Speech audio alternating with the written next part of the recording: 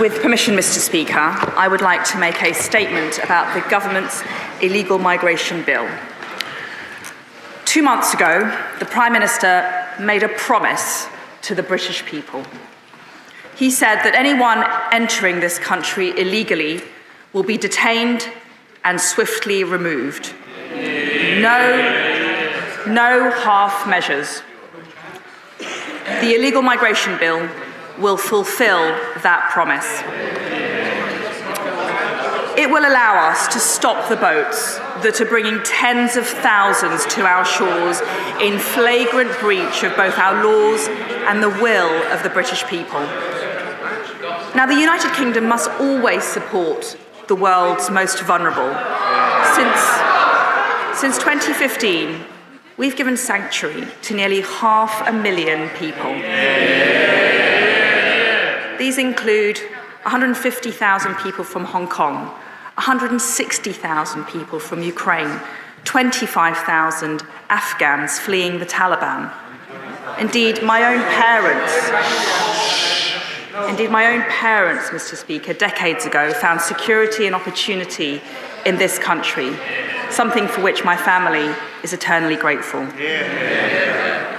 Crucially, these are decisions supported by the British people, precisely because they were decisions made by the British people and their elected representatives, not by the people smugglers and other criminals breaking into Britain on a daily basis.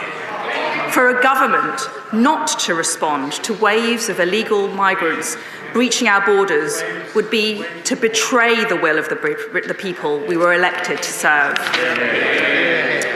Now, the small boats problem is part of a larger global migration crisis. In the coming years, developed countries will face unprecedented levels with pressures from ever greater numbers of people leaving the developing world for places like the United Kingdom. Unless we act today, the problem will be worse tomorrow, and the problem is already unsustainable. Mr. Speaker, people are dying in the Channel.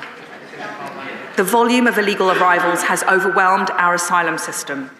The backlog has ballooned to over 160,000. The asylum system now costs the British taxpayer £3 billion a year.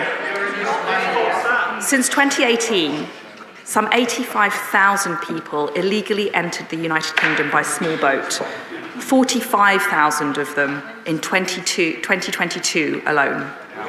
All travelled through multiple safe countries in which they could and should have claimed asylum. Many came from safe countries like Albania. Almost all passed through France.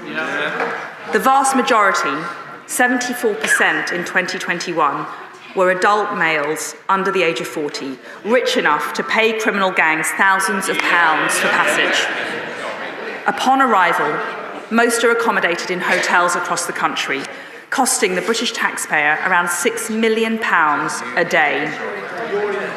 The risk remains that these individuals just disappear, and when we try to remove them, they turn our generous asylum laws against us to prevent removal. The need for reform is obvious and is urgent. This government has not sat on its hands, Mr. Speaker.